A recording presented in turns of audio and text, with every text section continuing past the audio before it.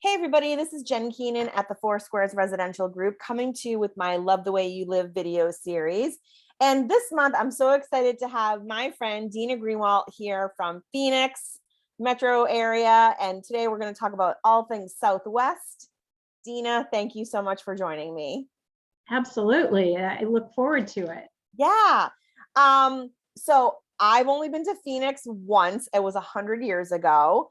I actually went to Scottsdale in my kind of corporate world. We were there for the building of the new Mayo Clinic in Scottsdale. Oh, So that's how long ago it was. Yep. So I would love a refresher. Tell us what is it like to live in Phoenix? So I actually live in the Southeast Valley. Phoenix is a very, very large metropolitan area. And so Phoenix Metro covers a certain area, and then there's surrounding cities. So it goes from all the way west to Surprise and Peoria and Avondale. And then I'm in the Southeast with Gilbert, Chandler, Tempe, Mesa, Queen Creek. Scottsdale is just directly north of us. And then there's North Scottsdale, which is where the Mayo Clinic is. There's Cave Creek, Carefree, all of that. So in Maricopa County, which is primarily the Phoenix metro area, there is, I believe now, close to 7 million people. Wow. That's bigger than our entire state. Yeah. So now Chandler, Gilbert, they both run around 250 to 6. I think Gilbert is 265 now. So all of the Southeast Valley cities are pretty large. So the Southeast, I would say, is probably close to 2 million people. And that's the numbers that I track most. But it is, yeah, it's a very expanding. When I moved to Gilbert, 12 years, almost 12 years, no, 22 years. Wow. Funny how time goes fast, right? Yeah. Oh my gosh. Yeah. When I moved here almost 22 years ago, we were barely hitting 100,000 people. So we've gained 160,000 people in the last 22 years. It is one of the fastest growing areas in the metro area, and now the Southwest part of Phoenix Metro is growing rapidly. So yeah. And tell me a little bit about, when I hear those numbers, I kind of automatically think, well, you have so much more land than we do here in the Northeast, right? Right. And, even if you have all these people, in my head, I still feel like you probably have larger lots. You have people spread out. You're not on top of each other. Obviously, if you're in like downtown kind of city center type things, it's a little bit more congested. But, does it feel like there's 2 million people in the county or not? 7 million. And yes. Yes. So again, my little, we're technically still a town of Gilbert. They've never converted to a city, but they have a city council and all of that. There is definitely traffic there. I had a client who was moving here from a small town outside of Boston. I think you and I talked about that a little while ago. And she was amazed at how much traffic we have. Even somebody who's moved from Washington outside the Seattle area. So we do have traffic. It does feel, unless you live in a neighborhood that has larger lots, most of the lots I would say average are 7,500 or less. Square feet. So that's what I have here for my house. Interesting. Yeah. So I would say the average planned community that is a tract home is that size. You will find some between that have some bigger homes on them, but the average of the 1,500 to 2,500 square foot home, those are going to be on, around a 7,500, maybe 8,500 square foot. But there are some homes that are 2,000 square feet that are on a 6,500 or a 5,000 square foot lot. So there has been some density builds here. And so I happen to live on an acre, which is unique where I'm located in the city of Gilbert. And some of the surrounding areas. Queen Creek still has some land. Tempe is landlocked. The only way you build in Tempe is you do a tear down and a rebuild. There are a handful, very few of infill, things going on, but for the most part, Tempe's landlocked and it can't go anywhere. It's And surrounded. that's exactly what we have here. I Yeah. mean, we don't have land to expand. So Right. you're absolutely tearing something down that's existing and then putting something new on it. And I think, one of the probably an obvious difference to anybody watching is that your homes are newer, right? Our homes are 100 years old, Yeah. turn of the century, Yeah. very choppy and narrow doorways and staircases. And you're still getting a newer construction home, even if it's, I mean, we would consider something 20 years old, 30 years old new, Yeah. and you're getting, obviously you can get even something newer than that depending on where you are.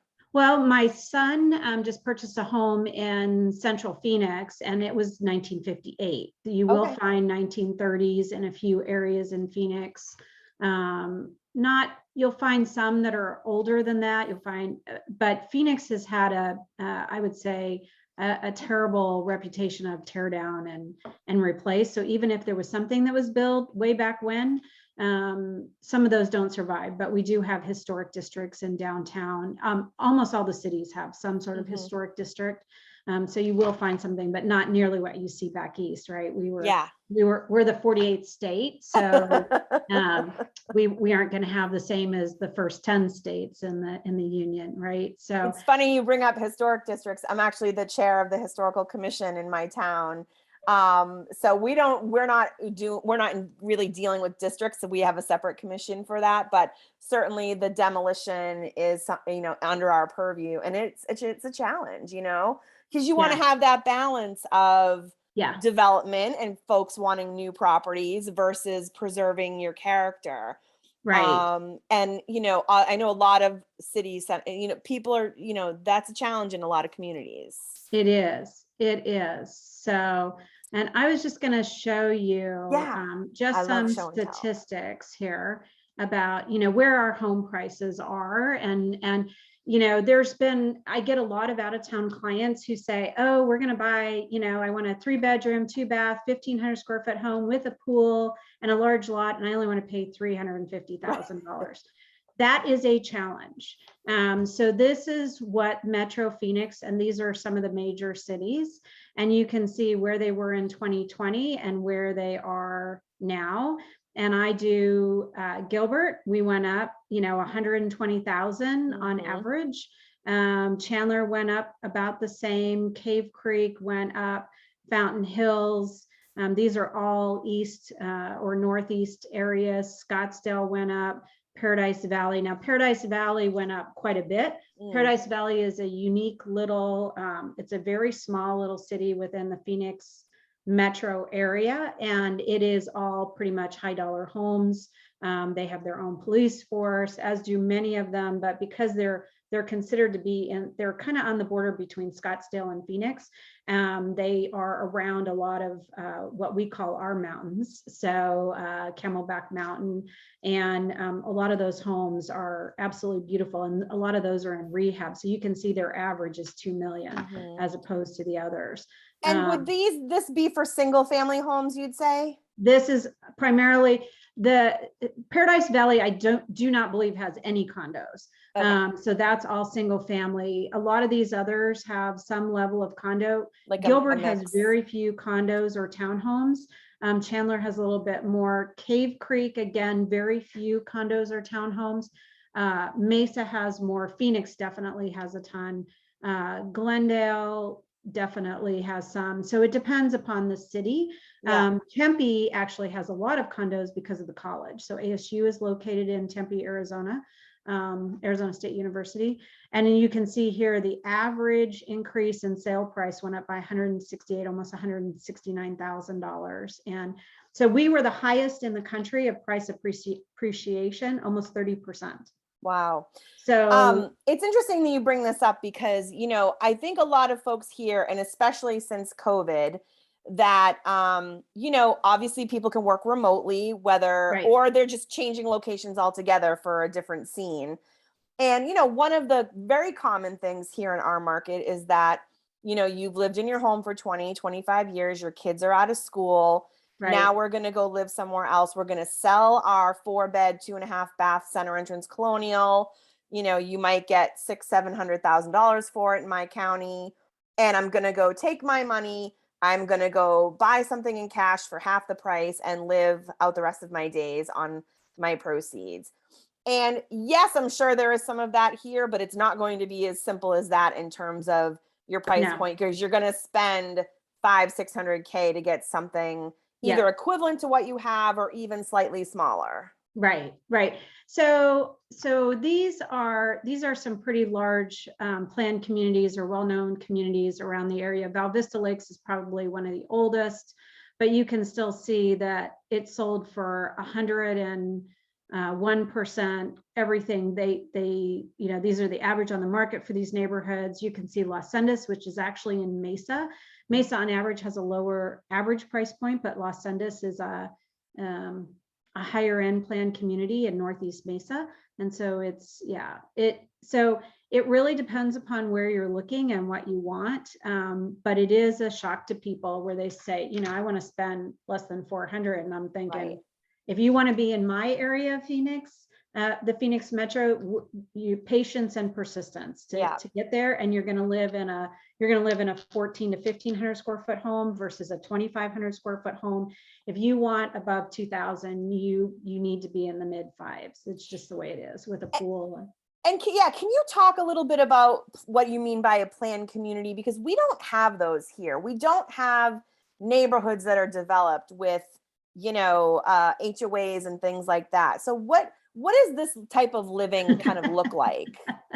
So a planned community typically here is where, a developer has gotten several acres of land and said, like hundreds of acres of land and said, okay, we're going to put this in. So Seville, Power Branch, Las Sendas, Val Vista Lakes. Typically what happens is it's more than one. It's a developer and it's in combination with the city that they take a look at things. Eastmark is one of the newer ones.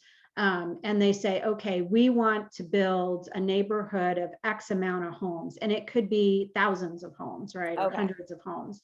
And they'll get multiple builders. So they'll get an entry-level builder, they'll get a mid-level and a higher level, different types of homes, denser homes, larger lot homes, that sort of thing. And a lot of times and all their floor plans are approved for that community. So when you work with the builder, you have 4 floor plans for this builder and 3 for that or whatever. Some of them may have clubhouses in the neighborhood or community centers. Some may have pools. Some may have most neighborhoods here will have playgrounds in them, or picnic areas that are maintained by the HOA. There's very few neighborhoods in the Chandler Gilbert area that don't have an HOA, or Tempe. You'll have some original neighborhoods, or what we call County Island, that doesn't have an HOA, but almost every neighborhood has CC&Rs and will have an HOA of some sort. So when people say, I don't want an HOA and I want to be under 400,000, I'm like, that's the unicorn house. Okay, let me introduce you to Arizona and what really happens here, right? So because the only way you have an HOA is if you're in a condominium. Yeah. We don't have single family home kind of communities and HOAs. And I think that that's really important for anybody watching this to understand, is that not just Phoenix. I've done interviews now with a dozen agents in other markets, and you'll find this in Florida. You'll find it in Colorado. You're going to find it in other markets. And it's really important for folks to educate themselves on, you're going to have an HOA fee and you're going to get some amenities for it. And you need to understand what's important to you, what isn't. Right. Golf courses, pools, golf carts, whatever. Yeah. And in some, like my neighborhood, I live in a custom neighborhood. It's 77 homes. We're gated. We don't really have any amenities except for our gate. We maintain our own streets. But it makes sure my neighbor's not going to paint their house pink. They're not, they're not going to have 15 cars in the driveway. It maintains architectural integrity of the style of home that's in here. Like if you want a lot of the homes in here have they have a attached garage and they have a detached garage, depending upon your size of lot. Those garages have to face into the driveway. They can't face the street. So Oh, it's just things like that that a lot of HOAs do take care of. They make sure your neighbors don't leave their garbage cans out for 2 weeks, that sort of thing. And then in other neighborhoods, like the specifically planned communities, and we have a lot of 55 plus communities here that are planned communities that have, they have a restaurant in their clubhouse. Seville, you have access to the restaurant, but you don't necessarily belong to the golf club, right? That's an added thing you pay for outside of your HOA. You can go to the golf bar, right? You can go to the golf store, but you can't necessarily walk on the greens without being a member or paying for the golf. So it just depends upon the neighborhood. And me personally, I've pretty much always lived, since I've lived in Arizona, in an HOA. We've sought that out mainly because it helps keep the value. And you can drive through certain neighborhoods and exactly which ones have HOAs and which ones don't. The guy that's got the boat sitting in the front yard versus. And a little known fact about Arizona in general, and not just the Phoenix Metro, we have the highest boat ownership per capita of any state in the US. That's so funny, because I was literally just going to make the joke about, why do you have a boat if you're in Arizona? I mean, obviously you have lakes, but here in New England, it's like, oh yeah, I have a boat. It's like, yeah. The ocean's 5 miles that way. Yeah. We have a series of lakes that are man-made, that are based on the dam system. So water is a big issue for people in Arizona, and it's always something that we look at. But Canyon Lake, Saguaro Lake, Bartlett Lake, they're all a part of the Roosevelt Dam system, and all of that. So Apache Lake, then there's Lake Pleasant on the other side of the metro area. So yeah, a lot of people have boats. Besides maybe some pricing and HOA questions, what are people surprised by when they're considering moving to Phoenix that they need to realize, to educate themselves on before they either consider moving there or they're thinking about moving there? Like, what are some of the biggest questions you get from folks moving in from other areas? Well, we do. So I know from growing up in the Midwest and back east that, a lot of homes either have what I call open yards or, minimal fencing.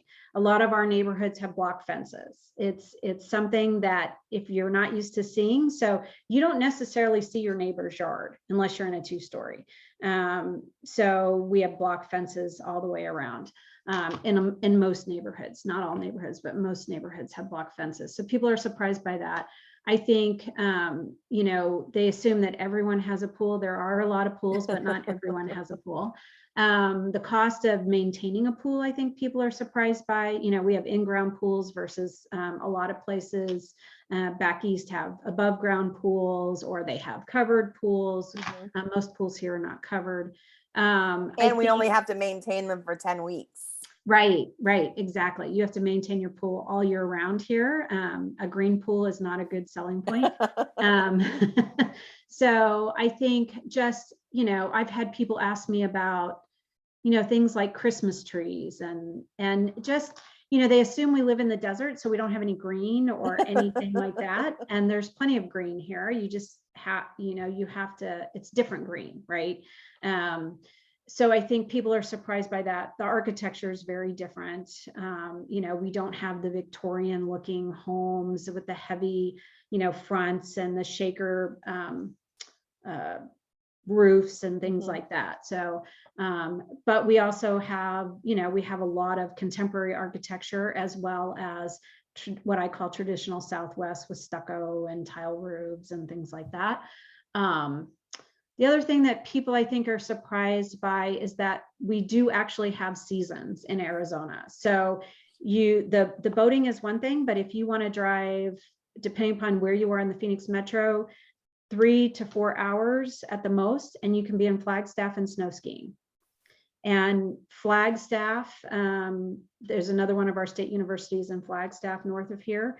And we have lots of outdoor events, even most of them are at this time of year or up into June.